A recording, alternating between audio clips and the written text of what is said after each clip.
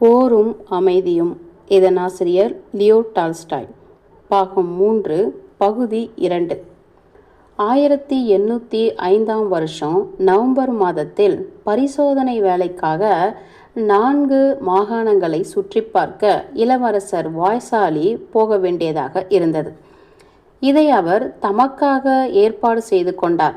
வெகு காலமாக பார்க்காத தமது எஸ்டேட்டுகளை அதன் மூலம் பார்த்து கொள்ளவும், தமது குமாரர் அனோட்டாலை அவருடைய பட்டாளம் முகாம் தங்கியிருந்த இடத்திலிருந்து அழைத்து கொண்டு இளவரசர் நிக்காலாஸ் பால்கோன்சியிடம் கொண்டு போகவும், அந்த பணக்கார வயோதிகரின் குமாரத்தியை அவருக்கு கல்யாணம் செய்து வைக்கவும் அவர் இந்த சுற்றுப்பயணத்தை ஏற்பாடு செய்தார். இந்த புது காரியங்களில் தலையிடுவதற்காக வீட்டை விட்டு புறப்படுவதற்கு முன்பு பியருடன் இளவரசர் வாய்சாலி காரியங்களை முடித்து கொள்ள வேண்டியதாக இருந்தது. பியர் சமீப காலமாக நாள் முழுவதும் வீட்டிலேயே இருந்தார்.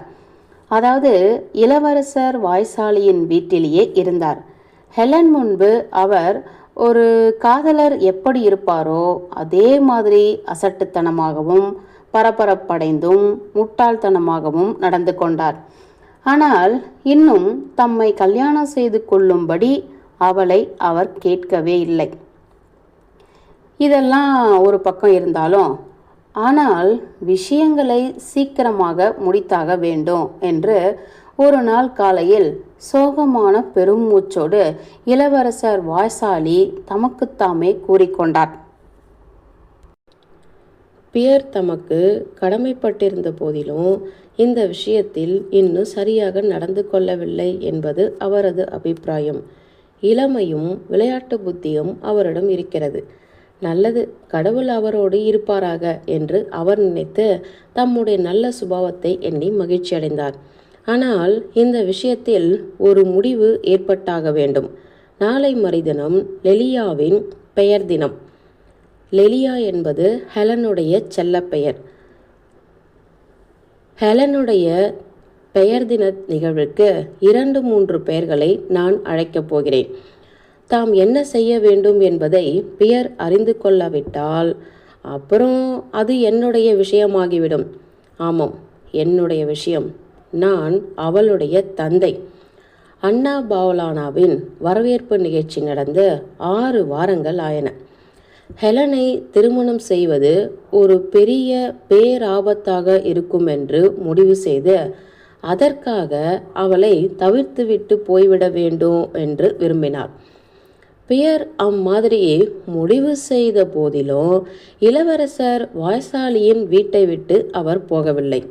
ஒவ்வொரு நாளும் தம்மையும் ஹெலனையும் அதிகமாக சம்பந்தப்படுத்தி பேசுவதை பார்த்து அவர் பயங்கரமடைந்தார். அவளை பற்றிய பழைய நினைப்புகளுக்கு தம்மால் திரும்புவது சாத்தியமில்லை என்று அவர் உணர்ந்தார். ஆகவே அவரிடமிருந்து பிரிந்து போக முடியாது என்றும், அது ஒரு பயங்கரமான காரியமாக இருந்தாலும் தம்முடைய விதியை அவளுடைய விதியோடு சேர்த்தாக வேண்டும் என்றும் அவர் நினைத்தார். ஒருவேளை அதிலிருந்து விடுதலை பெற்றிருக்கலாம். ஆனால் வரவேற்பு கொடுப்பது என்பதையே முன்பு அறியாத இளவரசர் வாய்சாலி இப்பொழுது தினம் மாலையில் ஒரு வரவேற்பு கச்சேரியை ஏற்பாடு செய்து வந்தார். ஆகவே மற்றவர்களுக்கு ஏமாற்றம் கொடுக்காமல் இருப்பதற்கும் பொதுவான மகிழ்ச்சியை கெடுக்காமல் அவர் அந்த வரவேற்பு நிகழ்ச்சிகளில் கலந்து கொண்டு இருக்க வேண்டியது அவசியமாக இருந்தது. இளவரசர் வாய்சாலி தம் வீட்டிலிருந்த சொற்பமான நேரங்களில் பியரை கடந்து போகும்போது அவர் கையை பற்றி கீழாக இழுத்து அல்லது பராக்கு முகமாக தமது சுருக்கம் விழுந்த நன்றாய் ஷவரம் செய்யப்பட்ட கன்னத்தை முத்தமிடுவதற்காக பியருக்கு காட்டியோ செல்வார். நாளை வரையில் அல்லது டின்னருக்கு வந்துவிடும், இல்லையென்றால் நான் உம்மை பார்க்க முடியாது அல்லது உமக்காக தான் நான் தங்கியிருக்கிறேன், இம்மாதிரி சொல்வது வழக்கம்.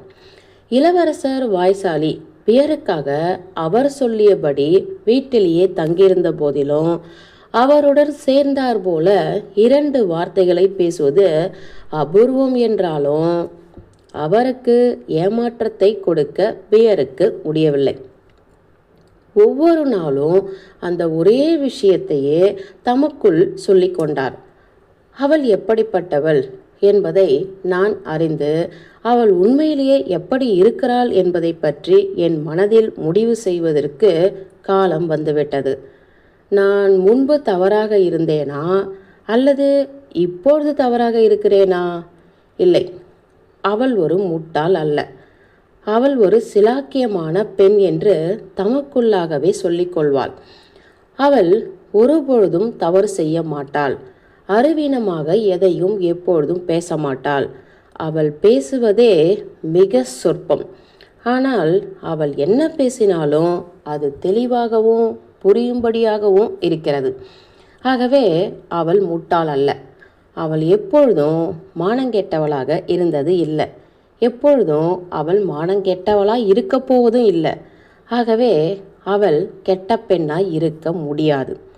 அவளுடன் அவர் இருக்கும்போதே தனது மனதிலுள்ள எண்ண ஓட்டங்களை வெளிப்படையாக சில சமயங்களில் பேச ஆரம்பித்து விடுவதுண்டு. ஆனால் அவள் எப்பொழுதுமே சரியாகவும் பொருத்தமாகவும் பதில் சொல்வாள். அதை பற்றி தனக்கு சிரத்தை இல்லாததைப் போல பேசுவாள். அல்லது ஒரு மௌன பார்வையும் இள நகையும் பியருக்கு காட்டுவாள். அவரை விட தான் உயர்ந்தவள் என்பதை வேறு எதையும் விட அதிகமாக உணர செய்யும்படி அவை இருக்கும். அந்த புன்னகைக்கு எதிராக எல்லா விதமான வாதங்களும் அசட்டுத்தனமானவை என்று அவன் நினைத்தது மிகவும் சரி. அவள் எப்பொழுதும் அவருக்கு மட்டும் தனியாக ஒளிகொண்ட நம்பிக்கையான புன்முறுவலை அவரிடம் காட்டியே பேசுவாள். அவளுடைய முகத்தை வழக்கமாக ஒளிர செய்து வந்த அவளுடைய பொதுவான புன்னகையை விட இந்த புன்னகையில் ஏதோ ஒரு தனி முக்கியத்துவம் இருந்தது. தாம் ஒரு வார்த்தை சொல்லவோ அல்லது அந்த எல்லையை தாண்டவோ எல்லோரும் காத்து கொண்டிருக்கிறார்கள் என்பதை பியர் அறிவார். இப்பொழுதோ அல்லது பின்போ அந்த எல்லையை அவரும் கடக்கப் போகிறார் என்பதை அவர் அறிவார். ஆனால் அந்த பயங்கரமான விஷயத்தை நினைத்தபோது ஒரு சொல்ல முடியாத பயம் அவரை பற்றி கொண்டு வந்தது. கடந்த 1.5 மாத காலத்தில் 1000 தடவைகளாவது அந்த பயங்கரமான சுகபோகத்திற்கு தாம் மேலும் மேலும் நெருங்குவதாக அவர் நினைத்ததுண்டு. அவர் தமக்குள் சொல்வார், நான் என்ன செய்து கொண்டிருக்கிறேன்? எனக்கு உறுதி வேண்டும். எனக்கு உறுதி எதுவுமே கிடையாதா? ஒரு முடிவுக்கு வர அவர் விரும்பினார். ஆனால் இந்த விஷயத்தில் தமக்கு மன உறுதி இல்லை என்பதை அவர் அச்சத்தோடு உணர்ந்தார். அவருக்கு முன்னால் இந்த மன உறுதி உண்மையிலேயே இருந்தது என்பதை அவர் அறிவார். தாங்கள் குற்றமற்றவர்கள் என்று நினைக்கிற காலத்தில் மட்டும் தைரியத்தோடு இருப்பவர்கள் சிலர் உண்டு. பியர் அந்த கூட்டத்தை சேர்ந்தவர். அன்னா பவுலானாவின் வரவேற்பில் அந்த பொடி டப்பியை வாங்குவதற்காக அவர் குனிந்தபோது அவரை ஆட்கொண்ட அந்த ஆசை ஏற்பட்ட தினத்திலிருந்து அவர் ஏதோ தவறு செய்துவிட்டது போல உணர்ந்தார். அவருடைய உறுதியை அந்த தவறு ஸ்தம்பிக்க செய்துவிட்டது. ஹெலனுடைய பெயர் தினத்தில் நெருங்கிய சொந்தங்கள் மட்டும் கொண்ட ஒரு சிறிய இரவு சாப்பாட்டு கூட்டம் இளவரசர் வாய்சாலியின் வீட்டில் கூடியது. அன்று இரவிலேயே இந்த இளமங்கையின் விதி நிர்ணயிக்கப்பட்டுவிடும் என்று அங்கு வந்த நண்பர்களும் உறவினர்களுக்கும் சொல்லப்பட்டது. விருந்தாளிகள் இரவு சாப்பாடு சாப்பிட அமர்ந்தார்கள். ஒரு காலத்தில் அழகாயிருந்த ஒரு பிரம்மாண்டமாகவும் எடுப்பாகவும் இருந்த பெண்ணாகிய இளவரசி குராகினா மேஜையின் தலைப்பில் அமர்ந்திருந்தார். அவளுக்கு இரு பக்கங்களில் விருந்தாளிகளில் முக்கியமானவர்களான ஒரு வயோதிக ஜெனரலும் அவருடைய மனைவியும் அன்னா பவுலானாவும் அமர்ந்திருந்தார்கள். மற்றொரு கோடியில் இளைஞர்களும் அவ்வளவு முக்கியமில்லாத விருந்தாளிகளும் அமர்ந்திருந்தார்கள். அங்குங்கூட குடும்பத்தை சேர்ந்தவர்கள் இருந்தார்கள். பியரும் ஹெலனும் ஒருவர் பக்கத்தில் ஒருவர் அமர்ந்திருந்தார்கள். இளவரசர் வாய்சாலி இரவு சாப்பாடு எதுவும் சாப்பிடவில்லை. ஒரு மகிழ்ச்சியான தோற்றத்தோடு மேசையை சுற்றி வந்து இச்சமயம் ஒருவர் பக்கத்தில் இருப்பதும் அடுத்த சமயம் மற்றொரு பக்கத்தில் இருப்பதுமாக இருந்து வந்தார். பியர், ஹெலன் இவர்களை தவிர மற்றவர்களிடம் எல்லாம் ஏதோ அர்த்தமற்ற ஆனால் மனதிற்கு பிடித்தமான பேச்சுகளை பேசி வந்தார்கள். பியரையும் ஹெலனையும் அவர் கவனித்து கொண்டதாக காட்டிக்கொள்ளவில்லை. இளவரசர் வாய்சாலி அந்த கூட்டத்திற்கு உற்சாகமூட்டி வந்தார். மெழுகுவத்திகள் பிரகாசமாக எரிந்து கொண்டிருந்தன. வெள்ளி பாத்திரங்களும் பளிங்கு கிண்ணங்களும் அந்த வெளிச்சத்தில் பிரகாசமடைந்தன. சீமாட்டிகளின் ஆடைகளும் ஆபரணங்களும் கனவான்களின் தங்கம் வெள்ளியால் ஆகிய வாகு வளையங்களும் அந்த வெளிச்சத்தில் மின்னின. சிகப்பு டாவாலிகள் அணிந்த சேவகர்கள் மேஜையை சுற்றி நடமாடி பரிமாறிக்கொண்டிருந்தார்கள். தட்டுகள், கத்திகள், கோப்பைகள், அங்கிருந்தவர்களின் பேச்சுகள் ஆகியவை ஒன்றோடு ஒன்று கலந்து கேட்டு வந்தன. மேஜையின் ஒரு கோடியில் மன்னர் வீட்டு பார்வையாளரான ஒரு வயோதிக கோமகனை பார்த்து அவளை தாம் ஆர்வத்தோடு காதல் கொள்வதாக சொல்லிக் கொண்டிருந்தார். அதை கேட்டு அவள் சிரித்தாள். மற்றொரு கோடியில் யாரோ மேரி விக்டராவ்னாவின் கஷ்டங்களை பற்றி சொல்லிக் கொண்டிருந்த கதை காதுகளில் கேட்டது. மேஜையின் மத்தியில் அமர்ந்திருந்த இளவரசர் வாசாலி ஒவ்வொருடைய கவனத்தையும் பெற்றார். சீமாட்டிகளிடம் அவர் கோமாளித்தனமான புன்னகையோடு கடந்த வியாழக்கிழமை நடந்த இம்பீரியல் கவுன்சிலின் கூட்டத்தை பற்றியும் பீட்டர்ஸ்பர்க்கின் புதிய மிலிட்ரி கவர்னர் ஜெனரலான செர்ஜி குச்மிச் வியாஜ்மெட்டினாவ் அதில் நடந்து கொண்டதை பற்றியும் அவர் சொல்ல ஆரம்பித்தார்.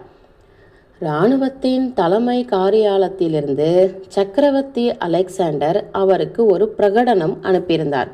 அந்த பிரகடனத்தில் எல்லா திசைகளிலிருந்தும் மக்கள் தங்கள் ராஜபக்தியை தெரிவித்து வருவதாகவும், முக்கியமாக பீட்டர்ஸ்பர்க்கிலிருந்து மக்கள் அனுப்பிய ராஜபக்தி யாதஸ்து தமக்கு விசேஷமான மகிழ்ச்சியை கொடுப்பதாகவும், அத்தகைய ஒரு சமுதாயத்தின் தலைவராய் இருப்பதற்கு தாம் பெருமை அடைவதாகவும், அந்த நம்பிக்கைக்குரிய பாத்திரமாக நடந்து கொள்ள தாம் முயற்சிப்பார் என்றும் அதில் சொல்லப்பட்டிருந்தது.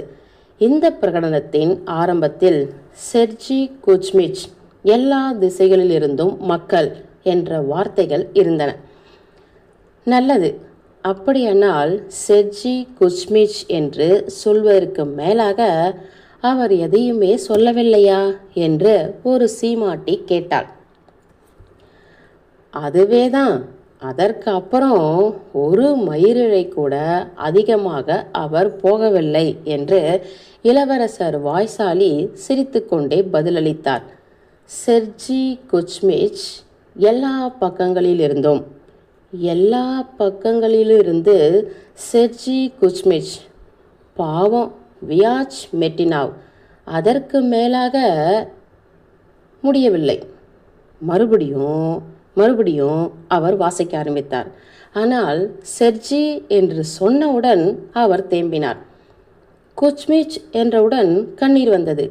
எல்லா பக்கங்களிலிருந்தும் என்ற வார்த்தைகள் அவருடைய தேம்பலில் அமுங்கி போயின. அதற்கு மேல் அவரால் முடியவில்லை. மறுபடியும் கைக்குட்டை எடுத்துக்கொண்டு மறுபடியும் செர்ஜி குச்மிச் எல்லா பக்கங்களிலிருந்தும் என்றதும் மீண்டும் கண்ணீர். கடைசியாக வேறு ஒருவரை கொண்டு அதை வாசிக்க சொன்னார்கள்.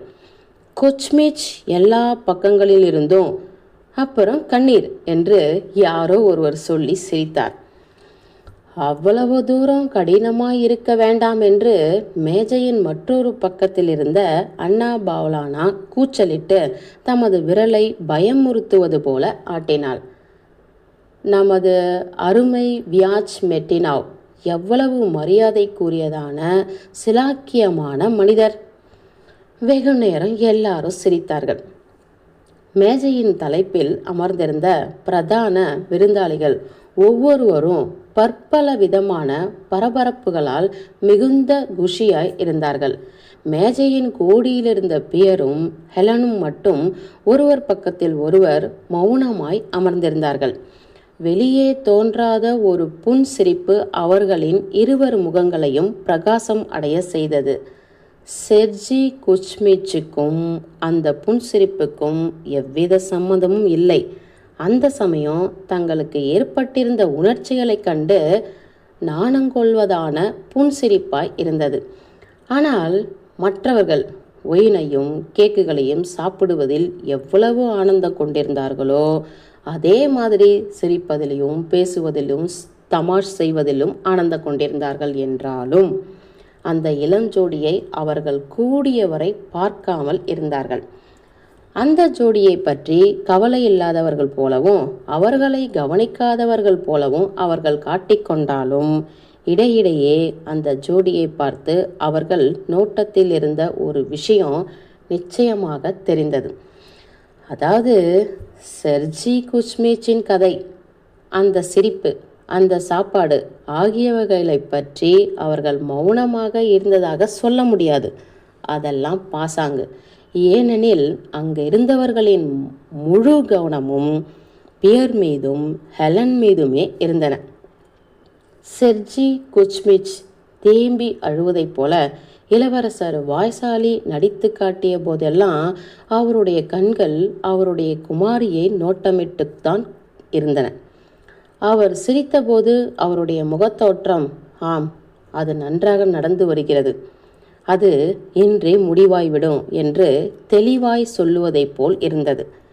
நமது அருமையான வியாஜ் மெட்டினாவுக்காக அண்ணா பாவலானா பயமுறுத்திய போது ஒரு வினாடி அவளுடைய கண்கள் பியரை நோட்டமிட்டன.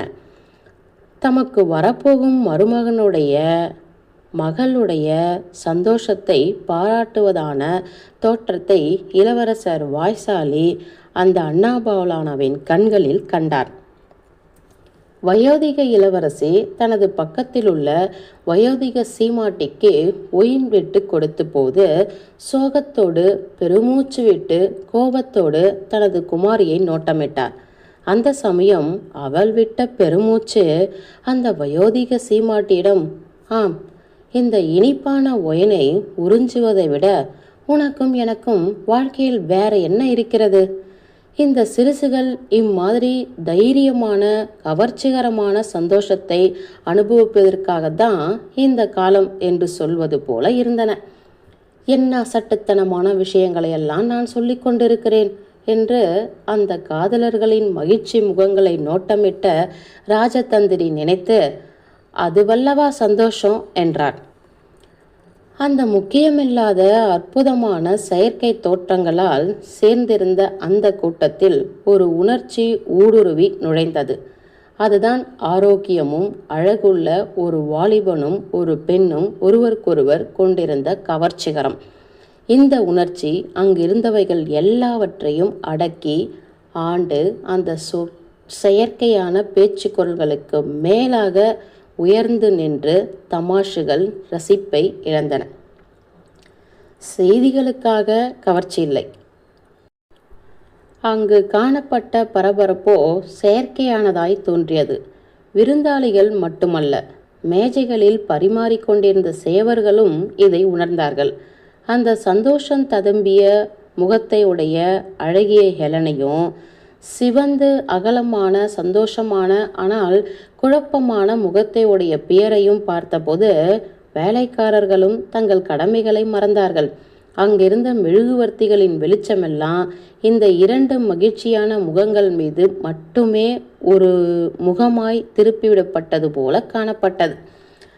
அந்த கூட்டத்தில் தாம் மையமாக இருப்பதாக பியர் உணர்ந்தார். இது அவருக்கு சந்தோஷத்தை அளித்ததோடு ஒரு தர்ம சங்கடமான நிலைமையும் அளித்தது. ஏதோ ஒரு பிரவர்த்தியில் பூரணமாக அவர் ஈடுபட்டது போல அவர் காணப்பட்டார். எதையும் தெளிவாக பார்க்கவோ கேட்கவோ அல்லது புரிந்து கொள்ளவோ அவரால் முடியவில்லை. ஏதோ இடையிடையே எதிர்பாராத விதமாக ஒன்றுக்கொன்று சம்பந்தமில்லாத விஷயங்கள் அவர் மனதில் தோன்றின. ஆனால் எல்லாம் முடிந்துவிட்டது என்று அவர் நினைத்தார். எப்படி இதெல்லாம் நடந்தது? இவ்வளவு சீக்கிரமாக அவளுக்காக மட்டுமல்ல, மற்ற ஒவ்வொருவருக்காகவும் இந்த காரியம் நடந்தே தீர வேண்டும். அவர்கள் அதை எதிர்பார்க்கிறார்கள்.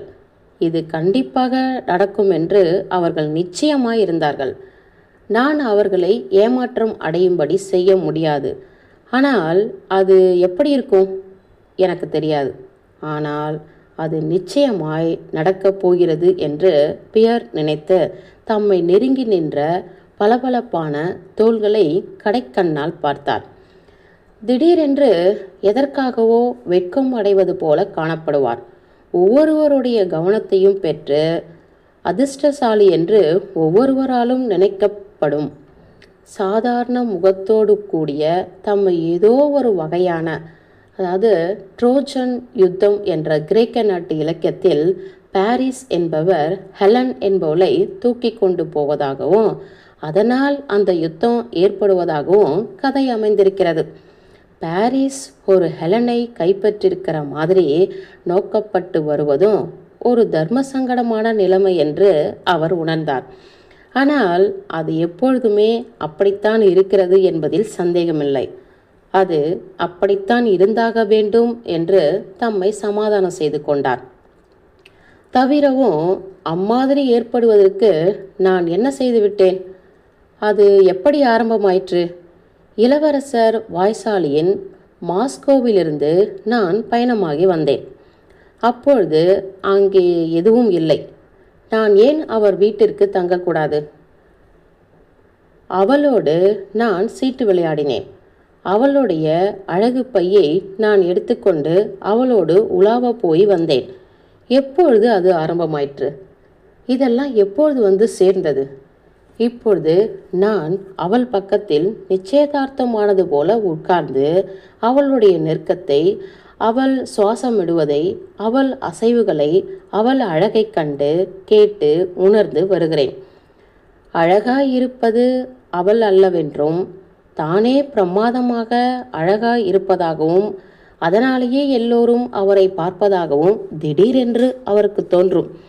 உடனே அவர் தமது மார்பை பிரித்து தலையை உயர்த்தி தமது நல்ல அதிர்ஷ்டத்தை கண்டு மகிழ்ச்சி கொள்வார். இச்சமயம் எதையோ ஒன்றை இரண்டாவது தடவையாக ஒரு பழக்கமான குரல் மீண்டும் கேட்பதை அவர் அறிந்தார். ஆனால் பியர் மெய்மறந்திருந்தபடியால் என்ன சொல்லப்பட்டது அல்லது கேட்கப்பட்டது என்பதை அவரால் அறிய முடியவில்லை. பால்கோன்சியிடமிருந்து கடைசியாக எப்பொழுது உமக்கு தகவல் வந்தது என்று இளவரசர் வாய்சாலி மூன்றாவது தடவையாக கேட்டார். எனது அன்பானவரே, எவ்வளவு பராக்கு புத்தியோடு நீர் இருக்கிறீர். இளவரசர் வாய்சாலி புன்னகை செய்து கொண்டார். தம்மீதும் ஹெலன் மீதும் எல்லோரும் இளநகை கொள்வதை பியர் கவனித்தார். உங்களுக்கெல்லாம் தெரிந்திருந்தால் அதனால் என்ன என்று பியர் நினைத்தார். அதனால் என்ன, அதுதான் உண்மை என்று குழந்தை மாதிரி புன்னகை கொண்டு சொல்லி கொண்டார். ஹெலனும் அதே மாதிரி புன்னகை கொண்டாள். உமக்கு எப்பொழுது கடிதம் வந்தது? அந்த கடிதம் ஆல்மூட்ஜில் இருந்து வந்ததா என்று இளவரசர் வாய்சாலி மீண்டும் கேட்டார். ஏதோ ஒரு விவகாரத்தை தீர்ப்பதற்கு இந்த விவரத்தை அறிய வேண்டும் என்பது போல அவர் நடித்தார். இந்த மாதிரி சில்லறை விஷயங்களை பற்றி எப்படி ஒருவர் பேசவோ நினைக்கவோ முடியும் என்று நினைத்தார். ஆமாம், ஆல்மூட்ஜில் இருந்துதான் வந்தது என்று ஒரு பெரும் மூச்சோடு அவர் பதிலளித்தார். ராசாப்பாட்டுக்கு பின்னால் பியரும் அவருடைய தோழியும் மற்றவர்களோடு வரவேற்பறைக்கு போனார்கள். விருந்தாளிகளை கலந்து போக ஆரம்பித்தார்கள்.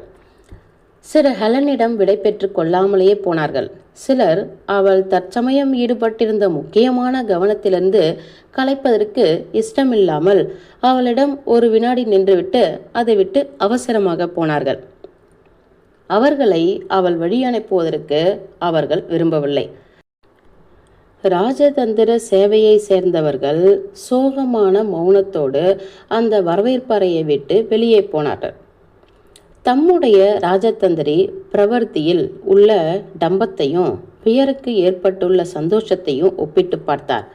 அந்த வயோதிக ஜெனரல் தமது மனைவியிடமோ தம்முடைய கால் எப்படி இருக்கிறது என்று அவள் கேட்டபோது உருமினார்.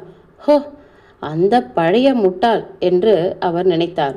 ஆனால் அந்த இளவரசி ஹெலன் 50 வயதானாலும் அழகுடனே இருப்பாள். உம்மை இப்பொழுது பாராட்டலாம் என்று நான் நினைக்கிறேன் என்று வயோதிக இளவரசியிடம் அன்னா பாவலானா மெதுவாக கூறி பலத்த சத்தத்தோடு முத்தமிட்டாள். எனக்கு மட்டும் இந்த தலைவலி இல்லாமல் இருந்தால் நான் இன்னும் அதிக நேரம் தங்கியிருப்பேன். வயோதிக இளவரசி பதிலளிக்கவில்லை. தனது குமாரிக்கு கிடைத்துள்ள சந்தோஷத்தை பார்த்து பொறாமையால் வருந்தி கொண்டிருந்தாள். விருந்தாளிகள் விடைபெற்று போன போது பியரும் ஹெலனோடு தனிமையாக அந்த சிறிய வரவேற்பறையில் தங்கியிருந்தார். 6 வாரங்களாக பல தடவைகளில் அவளோடு அவர் தனித்து இருந்ததுண்டு. ஆனால் காதலை பற்றி அவளிடம் அவர் எப்பொழுதும் பேசியதில்லை. இப்பொழுது அது தவிர்க்க முடியாததென்று அவர் உணர்ந்தார். ஆனால் அந்த கடைசி படியை கடப்பதற்கு அவரால் தம்முடைய மனதை சரி செய்து கொள்ள முடியவில்லை. அவர் வெட்கமடைந்தார். ஹெலனுக்கு பக்கத்தில் வேறு யாரோ இருக்க வேண்டிய இடத்தில் தாம் உட்கார்ந்திருப்பதாக அவர் உணர்ந்தார். இந்த மகிழ்ச்சி உனக்கல்ல என்று ஏதோ ஒரு உள்ளொளி அவரிடம் குசுகுசுவென கூறியது. உம்மிடம்தான் என்ன இருக்கிறதோ அது இல்லாதவர்களுக்கு இந்த மகிழ்ச்சி சேர்ந்ததாகும். எதையாவது பேச வேண்டுமே என்பதற்காக அவர் அவளை பார்த்து, இந்த வரவேற்பு நிகழ்ச்சி உங்களுக்கு திருப்திகரமாக இருந்ததா என்று கேட்டார். அவள் தனது வழக்கமான எளிய முறையில் பதில் சொன்னாள். அவளுடைய பெயர் தினங்களில் இந்த தினத்தை போன்ற மகிழ்ச்சியான தினம் எப்பொழுதுமே ஏற்படவில்லை என்று கூறினாள். நெருங்கிய சொந்தங்களில் சிலர் இன்னமும் அதை விட்டு போகவில்லை. அவர்கள் பெரிய வரவேற்பறையில் உட்கார்ந்திருந்தார்கள். இளவரசர் வாய்சாலி பியரிடம் மெதுவாக நடந்து வந்தார். பியர் எழுந்து நேரமாகிவிட்டது என்று சொன்னார். இளவரசர் வாய்சாலி அவர் முகத்தை கடுமையாக பார்த்தார். அம்மாதிரி பியர் அந்த சமயத்தில் சொல்லியது ரொம்ப விசித்திரமானது என்றும் அம்மாதிரி சொல்லியிருக்க கூடாது என்றும் அவர் நினைப்பது போல இருந்தது. ஆனால் உடனே அந்த கடுமையான தோற்றம் மாறி அவர் பியரின் கையை கீழே இழுத்து உட்காரும்படி செய்து கனிவோடு புன்னகை கொண்டார். நல்லது லெலியா என்று அவர் தமது குமாரியை உடனே திரும்பி பார்த்து அவருக்கு வழக்கமான கவலையில்லாத குரலில் வழக்கமான கனிவோடு பேசினார். குழந்தையிலிருந்து செல்லமாக வளர்த்து வந்த பெற்றோர்கள் எப்படி பேசுவார்களோ அதே மாதிரி இருந்தது. ஆனால் இம்மாதிரி பேச்சை இளவரசர் வாய்சாலி மற்ற பெற்றோர்களை பார்த்து காப்பியடித்து தெரிந்து கொண்டார். மீண்டும் அவர் பியரிடம் திரும்பினார். செர்ஜி குச்மேச் எல்லா பக்கங்களில் இருந்தும் என்று அவர் சொல்லிக்கொண்டே தமது உள் சட்டையின் மேல் பொத்தானை கழட்டினார். பியர் இளநகை கொண்டார்.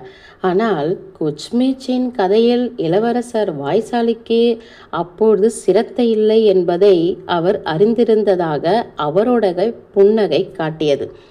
பியருக்கு இது தெரியும் என்பதை இளவரசர் வாய்சாலி கண்டு கொண்டார். திடீரென்று அவர் எதையோ முணங்கிவிட்டு அந்த இடத்தை விட்டு அகன்று போனார். அந்த இளவரசருக்கு கூட மன அமைதி கலைந்து போய்விட்டது என்று பியருக்கு தோன்றியது. உலக அனுபவம் உள்ள அந்த வயோதிகரின் அமைதி குலைந்த நிலைமையின் பியரின் உள்ளத்தை தொட்டது. அவர் ஹெலனை பார்த்தார். அவளுக்கும் மன அமைதி குலைந்திருப்பதாய் தோன்றியது.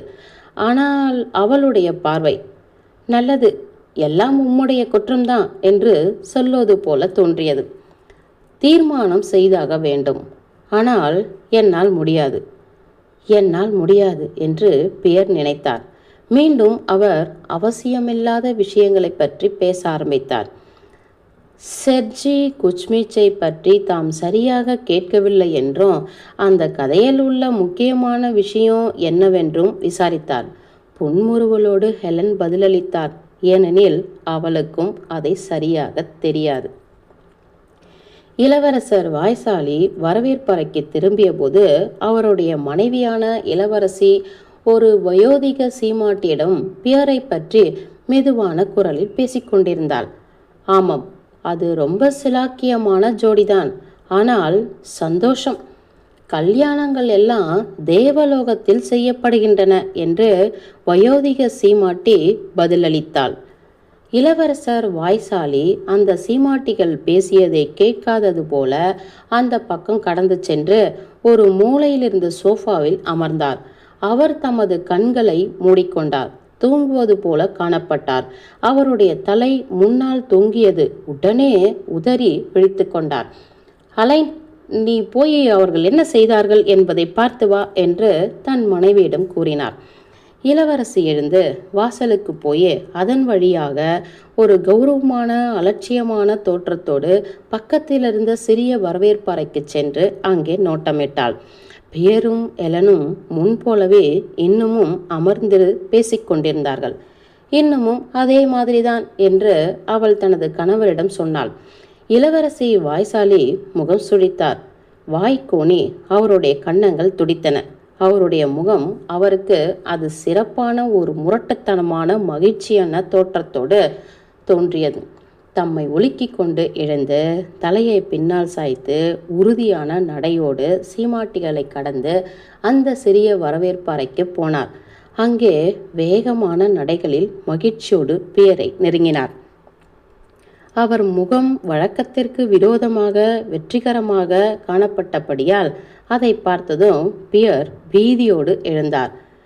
கடவுளுக்கு நன்றி, எனது மனைவி எல்லாவற்றையும் சொன்னாள் என்று இளவரசர் வாய்சாலி கூறினார். ஒரு கையால் பியரை சுற்றி வளைத்து கொண்டு மற்றொரு கையால் தமது குமாரியை வளைத்து கொண்டு, என் அன்பான மகளே லிலியா, நான் மிகவும் மகிழ்ச்சி அடைகிறேன். அவர் குரல் நடுங்கியது. உமது தந்தையை நான் மிகவும் நேசித்தேன் பியர். என் மகள் உமக்கு ஒரு சிறந்த மனைவியாய் இருப்பாள். கடவுள் உம்மை ஆசிர்வதிப்பாராக. அவர் தமது குமாரியை தழுவினார். பின்னால் பியரை தழுவி அவருடைய நாற்றமுள்ள வாயால் முத்தமிட்டார். அவருடைய கன்னங்களை கண்ணீர் நனைத்தது. இளவரசியே, இங்கே வா என்று அவர் கூறினார். வயோதிக இளவரசி உள்ளே வந்தாள். அவளும் அழுதாள். அந்த வயோதிக சீமாட்டி தனது கைக்குட்டையையும் உபயோகப்படுத்தினாள். பியர் முத்தமிடப்பட்டார். அவர் அழகிய ஹெலனின் கையை பல தடவைகளில் முத்தமிட்டார். சிறிது நேரம் கழித்து அவர்கள் தனியாக விடப்பட்டார்கள். இவையெல்லாம் இப்படித்தான் நடக்க வேண்டும், வேறு விதமாய் இருக்க முடியாது. ஆகவே இது நல்லதா அல்லது கெடுதலா என்று கேட்பது உபயோகமற்றது. ஒரு விதத்தில் அது முடிவாகவும் துன்புறுத்தி வந்த பழைய சந்தேகத்தை நீக்கியதாகவும் இருப்பதால் அது நல்லதுதான் என்று பியர் நினைத்தார். தமக்கு நிச்சயமானவளின் கையை மௌனமாக பியர் பற்றி கொண்டு அவளுடைய அழகிய மார்பு மேலெழுந்து கீழ் அமுங்குவதை கவனித்து கொண்டிருந்தார். ஹெலன் என்று அவர் உரக்க கூவி சிறிது நேரம் சும்மா இருந்தார். இம்மாதிரி சந்தர்ப்பங்களில் விசேஷமாக ஏதாவது சொல்ல வேண்டும் என்று அவர் நினைத்தார். ஆனால் ஜனங்கள் என்ன சொல்வார்கள் என்பதை அவரால் ஞாபகப்படுத்த முடியவில்லை. அவளுடைய முகத்தை அவர் பார்த்தார். அவருக்கு சமீபமாக அவள் நெருங்கினாள். முகம் சிவந்தது. ஹோ, அவற்றை எடுத்துவிடுங்கள், அவற்றை என்று அவருடைய மூக்கு கண்ணாடிகளை காட்டி சொன்னாள். பியர் அவைகளை எடுத்துவிட்டார். கண்ணாடிகளை எடுத்த பின்பு எம்மாதிரி கண்கள் விசித்திரமாக தோன்றுமோ அதே மாதிரி அவர் கண்கள் தோன்றின. அதோடு கொஞ்சம் பீதி அடைந்தும் கேள்வி குறிக்கொண்டும் காணப்பட்டன. அதே நேரம் கீழே குனிந்து அவளுடைய கையை முத்தமிட போனார். ஆனால் துரிதமாக, அநேகமாக, முரட்டுத்தனமாக தனது தலையை அசைத்து அவருடைய இதழ்களில் தன் இதழ்களை பொருத்தினாள். அவளுடைய மாறிய விருப்பத்தகாத பரபரப்பான தோற்றத்தைக் கண்டு பியர் அதிசயம் அடைந்தார். இப்பொழுது காலம் கடந்துவிட்டது. அதை செய்தாகிவிட்டது. அதோடு நான் அவளை காதலிக்கிறேன் என்று பியர் நினைத்தார். நான் உன்னை காதலிக்கிறேன் என்று சொன்னார். அச்சமயங்களில் என்ன பேச வேண்டும் என்பது அவருக்கு அப்பொழுதுதான் ஞாபகத்துக்கு வந்தது. அவருடைய வார்த்தைகள் ரொம்ப பலவீனமாய் ஒலித்தன. அதனால் அவர் தம்மை பற்றி வெட்கமடைந்தார். 6 வாரங்களுக்கு பின்னால் அவர்களுக்கு திருமணம் ஆயிற்று. மிக பிரபலமான அழகியை பெற்ற அதிர்ஷ்டசாலி என்று மக்களால் சொல்லப்பட்டவரும் கோடிக்கணக்கான பணத்தை உடையவருமான அவர் பீட்டர்ஸ்பர்க்கில் உள்ள தமது பெரிய புதிதாய் அலங்கரிக்கப்பட்ட மாளிகையில் வாழ்க்கையை ஆரம்பித்தார். பகுதி 2 முடிந்தது. போரும்